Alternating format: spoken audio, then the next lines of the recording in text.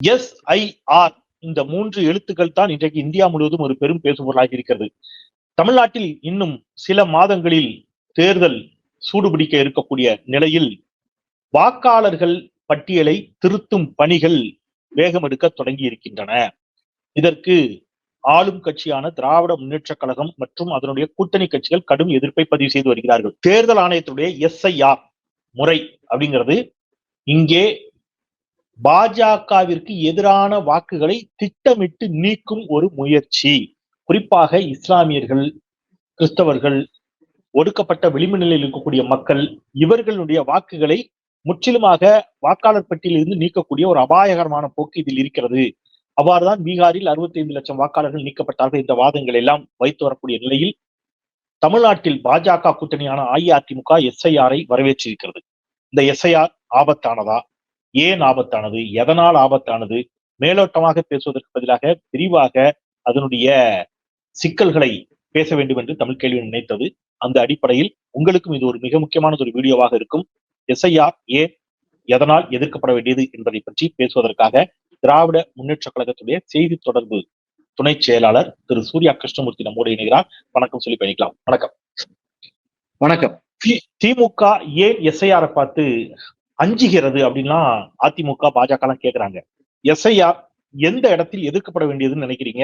ஏன் அது சிக்கல் நினைக்கிறீங்க? இந்த SIR-ஐ பார்த்து மட்டும் கிடையாது, மோடி, RSS, சங் பரிவார் கும்பல் யாரை பார்த்தும் திமுக பயப்படாது அடிப்படையில. ஆனால் இந்த SIR நடைமுறை மூலமாக தமிழ்நாட்டினுடைய குடிமகன்கள், தமிழ்நாட்டில் வாழக்கூடிய மக்கள், தமிழர்களுடைய வாக்குரிமை எந்த வகையிலும் பாதிக்கப்பட்ட கூடாது, பறிக்கப்பட்ட கூடாது. வாக்குதான் அதிகாரம். இந்தியாவில எது காமன், எது எல்லாரையும் சமப்படுத்துது அப்படின்னு சொன்னா வாக்குதான். ஒரு அறிவற்றவன், உள்ளவன், அறிவில்லாதவன், காசு இருக்கிறவன், காசு இல்லாதவன், சாதி, மதம் எந்த வேறுபாடுகளை கடந்தும் இந்திய அரசியல் அமைப்பு சாசனம் நம்ம கொடுத்திருக்கக்கூடிய ஒரு பொதுவான அதிகாரம் வாக்குதான். உங்க வாக்கும் ஒரு மதிப்பு தான், என் வாக்கும் ஒரு மதிப்பு தான். அப்படிங்கும் போது அந்த வாக்கு அதிகாரத்தை இழந்து விடக்கூடாது தமிழர்கள், திட்டமிட்டு அது பறிக்கப்பட்டு விடக்கூடாது என்கிற எச்சரிக்கை உணர்வின் வெளிப்பாடுதான் SIR-ஐ எதிர்ப்பது. பொதுவா நம்ம இந்த வாக்காளர் பட்டியலை சீர்திருத்துவதை நிச்சயமா எதிர்க்கல. ஏன்னா போலி வாக்காளர்கள் நீக்கப்பட வேண்டும். ஒரு வாக்காளருக்கே 2-3 இடத்துல ஓட்டு இருந்துச்சுன்னா அது நீக்கப்பட வேண்டும். இறந்தவர்களுக்கு வாக்காளர் பட்டியலில் இடம் எடுக்க கூடாது அப்படிங்கிறதுல எல்லாம் திராவிட முன்னேற்ற கழகம் உறுதியாக இருக்கிறது. திராவிட முன்னேற்ற கழக கூட்டணியும் உறுதியாக இருக்கிறது. அதுல எல்லாம் எந்த மாற்று கருத்தும் கிடையாது. ஆனால் இதை எதன் மூலமாக சாதிக்க போகிறோங்கிறது தான் முக்கியம். இப்ப உதாரணத்துக்கு ஒவ்வொரு தேர்தலுக்கு முன்புமே தேர்தல் ஆணையம் ஒரு சிறப்பு சுருக்க முறை திருத்தம்ங்கிற பேர்ல ஒண்ணு நடத்தும். அதாவது ஸ்பெஷல் சம்மரி ரிவிஷன், SSR-னு பேர். அந்த நடவடிக்கையும் இப்ப ஒவ்வொரு கட்சிக்கும் பாகநிலை முகவர்கள்னு இருப்பாங்க. BLA2 எல்லா அரசியல் கட்சிகளுக்கும், அங்கீகரிக்கப்பட்ட அரசியல் கட்சிகளுக்கும் அதிகாரப்பூர்வமாவே இருப்பாங்க. அந்த முகவர்களும் நினைச்சாலே இந்த மாதிரி இந்த டபுள் என்ட்ரி, ட்ரிபிள் என்ட்ரியை நீக்கிட முடியும். அதே போல டெத் ஓட்டர்ஸ், ஷிஃப்டட் ஓட்டர்ஸ் எல்லாம் தூக்கிட முடியும்.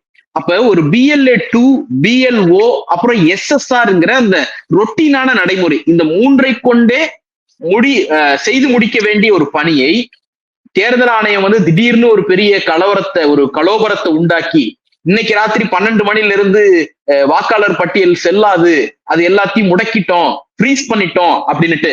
எப்படி மோடி ஒரு நாள் மாலையில திடீர்னு தோன்றி 1000 ரூபாய் நோட்டு, 500 ரூபாய் நோட்டு செல்லாது அப்படின்னு சொன்னாரோ, அதே போல இன்னைக்கு தேர்தல் ஆணையர் தோன்றி டிவியில தோன்றி தமிழ்நாடு உள்ளிட்ட 12 மாநிலங்கள்ல வாக்காளர் பட்டியல் முடக்கப்பட்டிருக்கிறது, ஃப்ரீஸ் பண்ணப்பட்டிருக்கு அப்படிங்கிறாரு.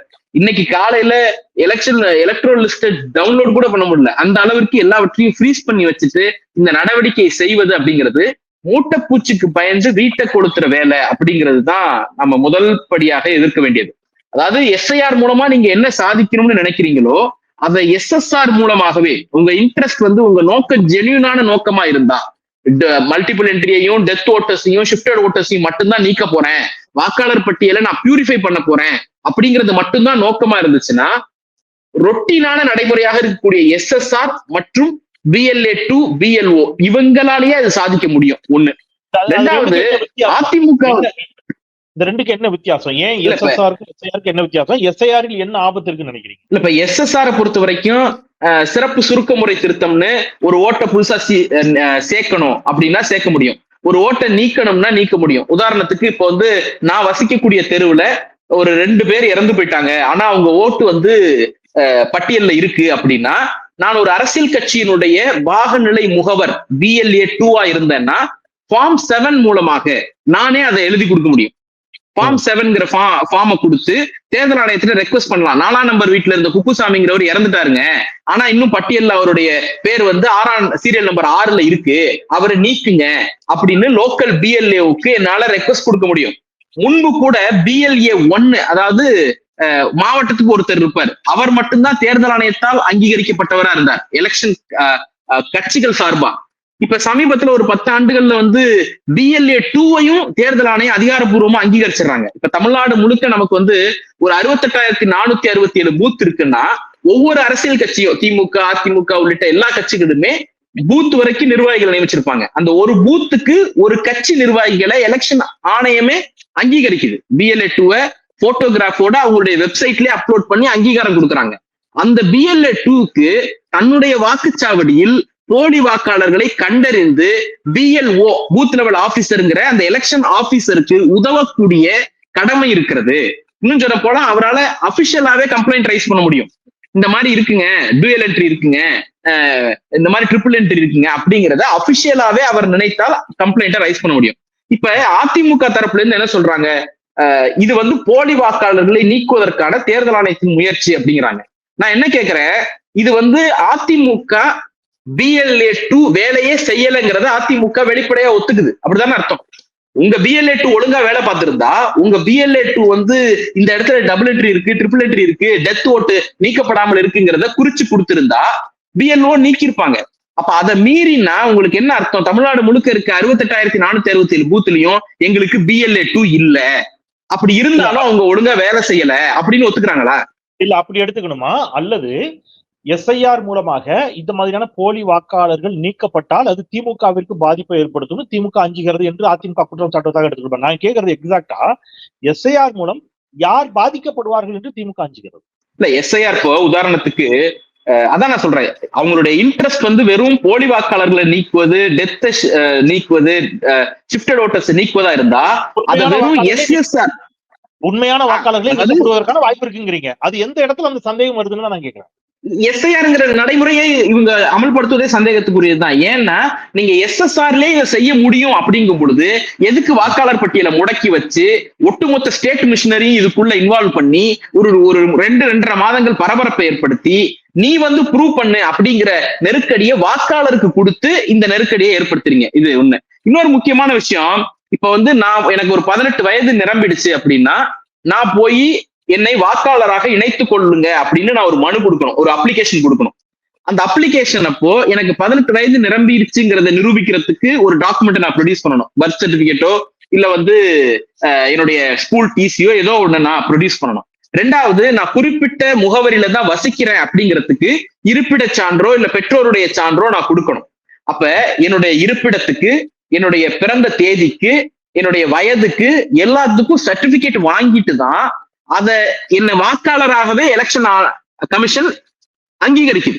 அப்போ நான் வாக்காளர் பட்டியல்ல இடம்பெறணும்னாலே என்னுடைய ஐடென்டிட்டியை, என்னுடைய இருப்பிடத்தை, என்னுடைய பிறந்த தேதியெல்லாம் ப்ரூவ் பண்ணிட்டு தான் நான் வாக்காளராகவே சேர முடியும். அப்ப ஆல்ரெடி ஒரு டைம் என்னுடைய ஐடென்டிட்டியை நான் ப்ரூவ் பண்ணிட்டேன். இப்ப நீங்க என்ன சொல்றீங்க, அது 10வது 2002க்கு பிறகு நீங்க சேர்ந்திருந்தீங்கன்னா 2வது முறை ப்ரூவ் பண்ணணும், என்ன அவசியங்கிற? நான் என்ன வந்து வெரிஃபை பண்ணி தான் நீ பட்டியலே சேர்த்திருக்கேன். அப்ப இப்ப நான் அது டூப்ளிகேட்டு, நான் போலி வாக்காளர்னா நான் போலி வாக்காளர் என்பதை நிரூபிக்க வேண்டிய கடமை தேர்தல் ஆணையத்துக்கு தான் இருக்கே தவிர இல்ல நான் ஜெனுவினான வாக்காளர் தான் அப்படிங்கிறதுக்கான ஆவணத்தை கொடுக்க வேண்டிய கடமை எதுக்கு எனக்குங்கிற? 2வது முறை நான் ஏன் என்னுடைய ஐடென்டிட்டியை ப்ரூவ் பண்ணணும்? இல்ல நீங்க கேட்கறது சரியான கேள்விதான். நான் ஒரு வாதத்துக்காக கேட்கிறேன். முதல் முறை கொடுத்த அதே சான்றிதழை 2வது முறை கொடுப்பதிலோ காண்பிப்பதிலோ என்ன சிக்கல் இருக்குது? அந்த சான்றிதழை அங்கீகரிப்பதற்கு தேர்தல் ஆணையம் மறுக்கிறதா? தேர்தல் ஆணையம் வேறு ஏதேனும் மறைமுகமான ஹிடன் அஜெண்டாஸ் இதுக்குள்ள வச்சு இந்த ஆவணங்கள் எல்லாம் கட்டாயம், இது இருந்தா தான் முடியும், உதாரணமாக பிறப்பு சான்றிதழ் கட்டாயம், இந்த மாதிரி சில நெருக்கடிகளை கொடுக்கிறாங்களான்னு கேட்கிறேன். இல்ல இப்ப தேர்தல் ஆணையம் என்ன சொல்றாங்கன்னா 2002 அது ஒவ்வொரு மாநிலத்துக்கும் மாறுது. இப்ப தமிழ்நாட்டை பொறுத்த வரைக்கும் ஒரு 190 கான்ஸ்டிடுவன்சி வரைக்கும், தமிழ்நாட்டை பொறுத்த வரைக்கும் 197 கான்ஸ்டிடுவன்சிக்கு 2002 கட் ஆஃப், 37 கான்ஸ்டிடுவன்சிக்கு 2005 கட் ஆஃப். இதுக்கு பிறகு நான் சேர்ந்திருந்தேன்னா நான் ஒரு 11 ஆவணங்கள்ல ஏதாவது ஒரு ஆவணம் கொடுக்கணும். அப்படிங்கிறது தான் இதனுடைய சிக்கலே. நான் என்ன கேட்கிறேன், என்னுடைய சேர்ந்த வாக்காளரா அல்லது வாக்காளருடைய தந்தையா? வாக்காளர் கொடுக்கணும் முதல்ல. அதுக்கப்புறம் அவங்க பேரண்ட்டையும் ப்ரூவ் பண்றதுக்கான டாக்குமெண்ட் கொடுக்கணும். இதுதான் இதனுடைய அடிப்படையான சிக்கலா இருக்கு. 2002க்கு பிறகு சேர்ந்த ஒரு வாக்காளர் அவங்க கொடுத்திருக்கக்கூடிய 12 ஆவணங்கள்ல, அது ஆதாரா இருக்கலாம் அல்லது வந்து தேசிய குடிமக்களுக்கான இதுவா இருக்கலாம், இந்த மாதிரி ஒரு 12 கொடுக்குறாங்க. கண்டிப்பா இதுல ஏதோ ஒண்ணு கண்டிப்பா அவங்க வச்சிருப்பாங்க தானே? இல்ல இப்ப என்ன அர்த்தம்னா, அது இருக்கு இல்லங்கிறதெல்லாம் அப்புறம். நான் என்னுடைய ஐடென்டிட்டியை ப்ரூவ் பண்ணி தானே என்ரோலே ஆனேன். நான் தப்புன்னா நீங்க ப்ரூவ் பண்ணுங்க. இப்ப ஒரு வாக்காளர் பட்டியல்ல 1000 ஓட்டு இருக்கு, அதுல 50 ஓட்டு ஃபேக் ஓட்டு அப்படின்னா அந்த 50 ஓட்டுக்கு நோட்டீஸ் அனுப்பி 50 பேரை ப்ரூவ் பண்ண சொல்றது சரியா? இல்ல 1000 பேருமே ப்ரூவ் பண்ணு, அப்பதான் என்னால 50 பேரை கண்டுபிடிக்க முடியும் அப்படிங்கிறது ஃப்ரீ. ஆனா திருப்பி நான் பண மதிப்பிழப்பு நீக்க நடவடிக்கையோட தான் ஒப்பிட விரும்புறேன். அவர் என்ன சொன்னாரு, கருப்பு பணத்தை நாங்க ஒழிக்க போறோம், தீவிரவாதம் ஒழிய போகுது, பெரிய பெரிய முதலாளிகள் எல்லாம் பெரிய பெரிய ஊழல்வாதிகள் எல்லாம் ரோட்ல நிற்பாங்க அப்படின்னாரு. ஆனா என்ன நடந்துச்சு? ரோட்ல நின்னது நீங்களும் நாங்களும். சிறுவாட்டு காசு தான் போனுச்சு. நம்ம காசு எடுக்க முடியாம நம்ம தான் கிலோமீட்டர் கணக்குல கீவுல நின்னோம், பல பேர் செத்து போனோம் அந்த காசு எடுக்க முடியாம. அப்ப இவங்க சொல்றது ஒண்ணு, நடைமுறை ஒண்ணா இருக்குங்கிறது தான் இங்க முக்கியமான பிரச்சனை. நான் இன்னொன்னு சொல்றேன், கடந்த காலத்துல எஸ்ஐஆர் நடந்திருக்கு அப்படின்னு சொன்னா, கடந்த காலத்துல இந்த பிக்ஸ்டு டைம் ஃப்ரேம்குள்ள அத்தனை பேரையும் ஃப்ரீஸ் பண்ணிட்டு எல்லாரும் வந்து ப்ரூவ் பண்ணுகிற நெருக்கடி எல்லாம் ஏற்படுத்தல. அது ப்ராசஸ் கொஞ்சமா நடைமுறைப்படுத்தி அவங்க அதை கிளீன் பண்ணாங்க. அது வந்து எஸ்எஸ்ஆர் உடைய எக்ஸ்டெண்டட் வெர்ஷனா தான் எஸ்ஐஆர் இருந்துச்சே தவிர, எஸ்ஐஆர் எக்ஸ்க்ளூசிவா ஒரு 50 நாள்ல ஒட்டுமொத்த மாநிலத்தையுமே புரட்டி போடக்கூடிய அளவுக்கு கடந்த காலங்கள்ல நடக்கல. ஒண்ணு. இன்னொன்னு, 2003 எஸ்ஐஆர் பேஸ் பண்ணி தான் நாங்க பண்றோம் அப்படிங்கறத இவங்க பீகார்ல ஒரு காரணமா சொல்றாங்க. உச்சநீதிமன்றம் என்ன கேக்குது, 2003 எஸ்ஐஆர் கைட்லைன் என்ன, அது எந்த வகையில செயல்படுத்தப்பட்டதுங்கிற அபிஷியல் நோட்டிபிகேஷனை சப்மிட் பண்ணுங்கன்னு சொன்னா இல்ல, அது இல்லங்கிறாங்க. ஆர்டிஐல கூப்பிட்டு கேட்டோம்னா 2003 எலெக்ஷன் கமிஷனுடைய நோட்டிபிகேஷன் இல்லங்கிறாங்க. அதை பிரசாந்த் பூஷன் வெளியிடுறாரு. அப்ப எலெக்ஷன் கமிஷன் எதையோ திட்டமிட்டு மறைக்குது இல்ல, ஒரு உள்நோக்கம் இருக்குங்கிறது அந்த இடத்துலதான் வருது. இல்ல, உள்நோக்கம் இல்லைன்னா 2003 டாக்குமெண்ட் கொண்டு போய் சுப்ரீம் கோர்ட்ல கொடுக்கறதுல என்ன உங்களுக்கு வந்துட போகுது? அங்கதான் எங்களுக்கு அச்சம் வருது. சரி, இப்ப சிறப்பு வாக்காளர் முகாம்களின் மூலமாக இப்ப எல்லாத்தையும் ஃப்ரீஸ் பண்ணி வச்சுட்டு உங்களை ப்ரூவ் பண்ண சொல்றாங்கன்னா, இத ஆன்லைன்ல செய்யணுமா அல்லது ஏற்கனவே நடக்கக்கூடிய வாக்காளர் முகாம்கள் மாதிரி அங்கங்கே இருக்கக்கூடிய வாக்குச்சாவடி மையங்கள், பள்ளிகள், பொதுவா பெரும்பாலும் பள்ளிக்கூடங்கள், அங்க தேர்தல் ஆணைய அதிகாரிகள் வந்து அங்கே இது போன்ற சிறப்பு முகாம்கள் நடத்தப்படும், அங்க இந்த வாக்காளர்கள் போய் தங்களுடைய அடையாளத்தை காட்டி அவர்கள் வந்து அந்த வாக்குச்சாவடியில தான் நான் வந்து வாக்காளராக இருக்கிறேன் என்பதை உறுதி செய்யணுமா? இதுல என்ன மாதிரி நடைமுறை செய்ய போறாங்க? இல்ல இப்ப இதுல வந்து மொத்தம் பீகார்ல நடைபெற்ற எஸ்ஐஆர்ல இருந்து தமிழ்நாடு உள்ளிட்ட இந்த 12 மாநில எஸ்ஐஆருக்கு வந்து மொத்தம் ஒரு 8 வகையான மாற்றங்கள் இருக்கு. ஒண்ணு வந்து பீகார்ல வந்து அந்த நீக்கப்பட்டவர்கள் டிராஃப்ட் முதல்ல நடக்கும், டிராஃப்ட் இந்த ப்ராசஸ் இப்ப வந்து ஃப்ரீஸ் பண்ணிட்டாங்க. இதுல ஒரு ப்ராசஸ் முடிஞ்சு ஒரு வரைவு பட்டியல் வெளியிடப்படும். அந்த வரைவு பட்டியல்ல எத்தனை லட்சம் பேர் நீக்கப்பட்டிருக்காங்க அப்படிங்கிற பட்டியலை பேரு மற்றும் காரணத்தோட வெளியிடுங்கன்னு உச்சநீதிமன்றம் சொன்னுச்சு. பீகார்ல அதை செய்வதற்கு இவர்கள் தயாராக இல்லை, அதை அவங்க வெளிப்படையா சொல்லல. உச்சநீதிமன்றம் உத்தரவிட்ட பிறகும் அது அவங்களால செய்யல, அவங்க செய்ய முன் வரல. ஆனால் இப்ப என்னன்னா அதை செய்யணும்னு இந்த நோட்டிபிகேஷன்ல சொல்லியிருக்காங்க. இப்ப தமிழ்நாடு உள்ளிட்ட 12 மாநிலங்களுக்கு சொல்லும் பொழுது நீக்கப்பட்டவர்களுடைய பெயரை கொடுங்கிறாங்க. அடுத்தது ஆதார அந்த ஒரு ஆவணங்கள்ல ஒன்னா கூடுதல் ஆவணமா இணைச்சுக்கிறதுக்கு உச்சநீதிமன்றத்தினுடைய வழிகாட்டுதல் படி ஒரு கரெக்ஷன் போட்டிருக்காங்க. மற்றபடி எல்லாம் நமக்கு ஒரு 8 சின்ன சின்ன கரெக்ஷன்ஸ் இருக்கு. இப்ப இந்த ப்ராசஸ் எப்படி நடக்கும்னா ஒரு 9 கட்டங்களாக நடக்கும். முதல்ல வந்து ஒவ்வொரு வீட்டுக்கும் ஒரு ஃபார்ம் கொடுக்கணும் அவங்க, அது வந்து எனுமரேஷன் ஃபார்ம்னு. அந்த ஃபார்ம் அச்சடிக்கிறதுக்கும் ஒவ்வொரு பூத்துக்கும் போய் வேலை செய்யறதுக்கு ஒரு 68,467 BLO பூத் லெவல் ஆபீசரை வந்து அவங்க ட்ரைனிங் கொடுக்கணும். இந்த ட்ரைனிங்க்கு தேர்தல் ஆணையம் எடுத்துக்கக்கூடிய கால அளவு வந்து 28/10 3/11. அதுல ஒரு 3 நாள், இதுல ஒரு 3 நாள், 6 நாள். 6 நாள்ல தமிழ்நாடு முழுக்க 68,467 BLOக்கு ட்ரைனிங் கொடுக்க போறாங்க. கூடுதலா சொல்லணும்னா இல்ல ஒரு கட்சி இல்ல, BLO இல்ல, அது BLA 2, அது வந்து அரசியல் கட்சிகள் BLA 2, அரசோட சொல்றீங்க, அரசு அலுவலர்கள். ஆமா, இந்த BLOs அப்படிங்கிறவங்க வந்து ஒரு பெரிய டிகிரி ஹோல்டர்ஸா இருக்கணும்னே அவசியம் இல்லை. ஏன்னா ஒரு அங்கன்வாடி பணியாளர் கூட இருக்கலாம், அல்லது வந்து ஒரு ரேஷன் கடை பணியாளர்களா இருக்கலாம், அல்லது வந்து ஒரு பள்ளியில வந்து இருக்கக்கூடிய கடைநிலை பணியாளரா கூட இருக்கலாம். அப்ப அந்த மாதிரியான ஒரு பின்புலத்துல இருந்து வரக்கூடிய ஒரு 68,000 பேரை கூப்பிட்டு அதை நான் வந்து வெறும் 6 நாளுக்குள்ள கம்ப்ளீட் ட்ரைனிங்க பண்ணி முடிச்சிருவேன் அப்படிங்கிறதே முதல்ல ஒரு கேலிக்கூத்து. அதுவே நடைமுறைக்கு சாத்தியமா அப்படிங்கிற கேள்வி. ரெண்டாவது, இந்த 68,467 பேரும் டோர் டு டோர் போய் பார்க்க போறாங்க. எவ்வளவு பேரை பார்க்க போறாங்கன்னா 6,41,15,000 பேரை பார்க்க போறாங்க. அப்ப இது ரெண்டாவது சவால். அப்ப முதல்ல என்ன பண்ண போறாங்க? ட்ரைனிங். அடுத்து இந்த எனுமரேஷன் பீரியட்னு இந்த 68,500 பேரும் டோர் டு டோர் போய் எனுமரேஷன் ஃபார்ம் கொடுப்பாங்க. அதை ஃபில் பண்ணி நம்ம திருப்பி அவங்கள்ட்ட கொடுக்கணும். இதுக்கு கொடுத்திருக்கிற கால அளவு 30 நாள். தமிழ்நாடு முழுக்க அது 30 நாள்ல செஞ்சு முடிக்க போறாங்க. அப்ப தமிழ்நாடு முழுக்க 30 நாள் பேரை எப்படி 30 நாள்ல சந்திக்க முடியும்? அதுதான் சொல்றேன், அதுதான் சவால்னு சொல்றோம். வீடு வீடா வீடு இருப்பாரு, அலுவலகத்துக்கு போயிருப்பாரு ஒருத்தர், அல்லது ஊருக்கு போயிருப்பாரு, அல்லது மருத்துவமனையில இருப்பாரு. அது வீடு பூட்டி இருந்துச்சுன்னா இல்லைன்னு விட்டாங்கன்னா என்ன பண்றது? அதெல்லாம் தான் நடைமுறை சிக்கல்னு சொல்றோம். அதுக்குதான் நீங்க மழை காலத்துல இதை ஏன் இன்னொன்னு பெரும் பிரச்சனை மழை. நமக்கு இருக்கக்கூடியது இப்ப பருவமழை. தமிழ்நாட்டு காஷ்மீரை பொறுத்த வரைக்கும் பனியை காரணம் காட்டி தேர்தல் நடைமுறையை ஒத்தி வைப்பாங்க. ஒரு குறிப்பிட்ட தொகுதியில பணி இருக்கு, அங்க அக்சஸ் இல்ல அப்படிங்கறதெல்லாம் காரணம் காட்டி தேர்தல் நடைமுறையை ஒத்தி வைக்கிற வழக்கம் இருக்கு.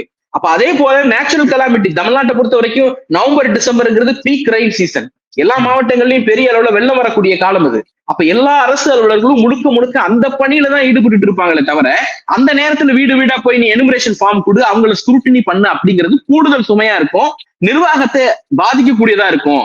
அப்ப ரெண்டு வகையிலுமே இது இழப்புங்கிறது தான் தமிழ்நாட்டுடைய முதலமைச்சர், கழகத்தினுடைய தலைவர் சுட்டி காட்டக்கூடிய ஒரு ஆபத்துகள்ல ஒண்ணு. இதுக்கப்புறம் என்ன பண்ணுவாங்கன்னா, பூத் ரீஆர்கனைஸ் பண்றதுக்கு ஒரு நாள் தான் தமிழ்நாடு முழுக்க எல்லா பொலிட்டிக்கல் பார்ட்டியும் அந்தந்த தொகுதியில கூப்பிட்டு பூத் ரீஆர்கனைஸ் பண்ணிடுவாங்க. அது பாசிபிள் தான், அது வழக்கமா அதுக்கான அனுபவம் எலெக்ஷன் கமிஷனுக்கு இருக்கும். அடுத்தது முக்கியமான விஷயம், டிராஃப்ட் ரோல் ப்ரிப்பேர் பண்றதுக்கு அவங்க ஒரு 3 நாள் எடுத்துக்கிறாங்க. 3 நாள்ல இந்த எனுமரேஷன் ஃபார்ம் அடிப்படையில அதுல எதெல்லாம் போலி எதெல்லாம் சரி அப்படிங்கறத 3 நாள்ல தீர்மானிச்சு டிராஃப்ட் ரோல ப்ரிப்பேர் பண்ணிடுறாங்க. 9/12/2025 அன்னைக்கு வரைவு வாக்காளர் பட்டியல் வெளியிடப்படுது. அதுல இருந்து ஒரு மாசம் நாம கிளைம் பண்ணலாம், இல்ல என்னுடைய பேர் தவறுதலா நீக்கப்பட்டிருக்கு, இல்ல என்னுடைய பேர் 2-3 இடத்துல சேர்க்கப்பட்டிருக்குங்கிறத ஒரு வாக்காளர் கிளைம் பண்றதுக்கு 30 நாள் அவகாசம் கொடுக்குறாங்க. அந்த கிளைம் எல்லாம் செட்டில் பண்றதுக்கு 50 நாள். அதெல்லாம் முடிச்சு 7/2/2026 இறுதி வாக்காளர் பட்டியல் வெளியிடப்படும். அதுல இருந்து நமக்கு தேர்தல் கோட் ஆஃப் கான்டக்ட் வரதுக்கு 20 நாள் 25 நாள் தான் இருக்கும். மார்ச் 1 வீக்ல இருந்து மார்ச் 10 தேதிக்குள்ள கோட் ஆஃப் கான்டக்ட் வந்துடும். இவ்வளவு நெருக்கடியில இதை ஏன் அமல்படுத்தணும், இவ்வளவு நெருக்கடியில இதை ஏன் செய்யணுங்கிறது தான் கேள்வி. அப்ப உங்க நோக்கம் என்ன? வெறும் எலக்ட்ரல் லிஸ்ட கிளீன் பண்ணணும்னா நீங்க வெறும் எஸ்எஸ்ஆர் மட்டும் பண்ணிட்டு போயிருப்பீங்க. அப்போ உங்க நோக்கம் திட்டமிட்டு பல பேரை நீக்குவதாக இருக்குது. அப்படிங்கறதுனால தான் எஸ்ஐஆர்னு கொண்டு வந்து தேர்தல் நெருக்கத்துல இவ்வளவு பெரிய நெருக்கடியை உண்டு பண்றீங்க அப்படிங்கிறது. இது இன்னொன்னு, இவங்க பீகாருக்கு எஸ்ஐஆர் நடைமுறைப்படுத்தப்பட்ட போது 4 முக்கியமான இலக்குகளை அவங்க சொன்னாங்க. ஒண்ணு நாங்க இறந்தவர்களுடைய பட்டியலை நீக்கணுங்கிறது ஒண்ணு, 2வது டபுள் என்ட்ரி ட்ரிபிள் என்ட்ரி அதை நீக்கணுங்கிறது 2வது, 3வது ஷிஃப்டட் ஓட்ஸை நீக்கணுங்கிறது 3வது, 4வது முக்கியமா அவங்க சொன்னது அந்நியர்கள் உள்ள இன்டர்வென்ட் ஆயிட்டாங்க, ஊடுருவிட்டாங்க, ஊடுருவா இருக்கிறாங்க, அந்த ஓட்டை கண்டுபிடிச்சு நீக்க வேண்டிய கடமை இருக்கு அப்படின்னு சொன்னாங்க. இப்ப இந்த 4 கிளைமும் 4 இலக்கும் நிறைவேறியதா அப்படிங்கிறது தான் முதல் கேள்வி. உதாரணத்துக்கு டெத்தை நீக்கிட்டேன்னு சொல்லி ஒரு 22 லட்சம் பேரை நீக்கினதா சொல்றாங்க. ஆனா அதுல இருந்து ஒரு 2 பேரை சுட்டு சுப்ரீம் கோர்ட்லயே ஆஜர்படுத்தினாங்க வழக்கு நடக்கும் பொழுது. இவங்க இறந்துட்டாங்க அப்படின்னு நீதிமன்ற எலெக்ஷன் கமிஷன் நீக்கி இருக்கீங்க அப்படின்னு 2 பேரை ராகுல் காந்தி இறந்தவர்களோடு தேநீர் சாப்பிட்டார். ஆகஸ்ட் 13ஆம் தேதி இறந்தவர்களாக சொல்லப்பட்ட ஒரு 7-8 பேரை கூப்பிட்டு அவர் தேநீர் சாப்பிட்டார். அப்ப அவங்க டெத்தை ஷிஃப்ட் பண்ணேன் கிளீன் பண்ணிட்டேங்கிறது போய் அந்த இடத்துல ஒரு மிஸ்டேக் நடந்திருக்கு. 2வது டபுள் என்ட்ரி அண்ட் ஷிஃப்டட் இடத்தை பொறுத்த வரைக்கும் கயா மாவட்டம் நிகானிங்கிற தொகுதியில நிகானிங்கிற பகுதி, அந்த ஊர்ல ஒரு அட்ரஸ்ல 947 பேர் இருக்கிறதா ஃபைனல் லிஸ்ட் வந்த பிறகு 947 பேர் இருக்கிறதா ராகுல் காந்தி அம்பலப்படுத்தினார். அந்த கணக்கு எடுத்துக்கிட்டீங்கன்னா நான் போலி வாக்காளரை நீக்கிட்டேன் அப்படிங்கிறதும் போய், அப்ப நீங்க போலி வாக்காளரை சேர்த்திருக்கீங்கிறது தான் உண்மை. நியூஸ் லாண்ட்ரி நிறுவனம் ஒரு ஆய்வு செய்யறாங்க. அதுல ஒரு 2243 அட்ரஸ்ல ஒவ்வொரு அட்ரஸ்லயும் 100க்கும் மேற்பட்ட வாக்குகள் இருக்குங்கிறத கண்டுபிடிக்கிறாங்க.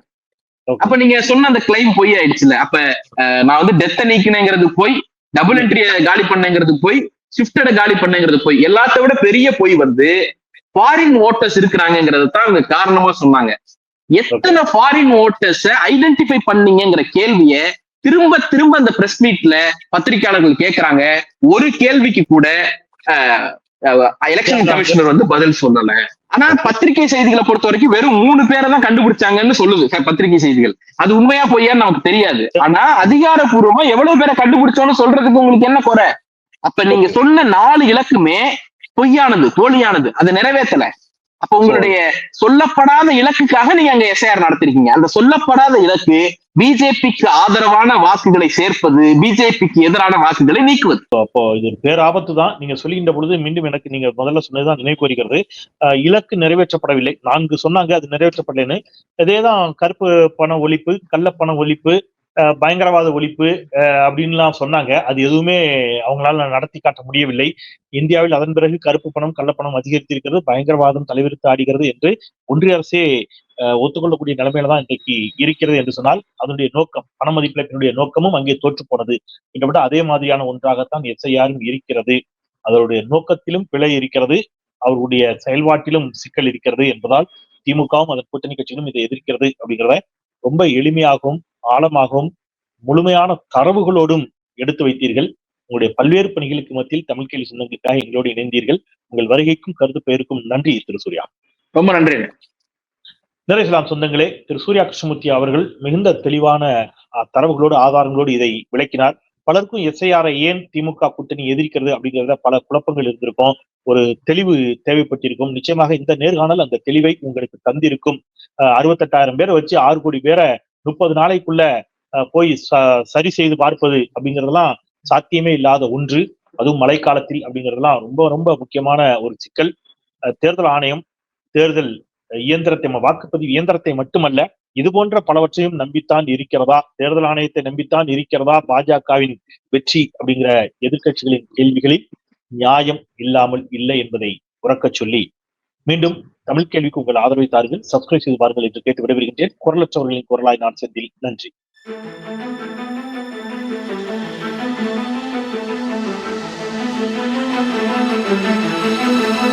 Thank you.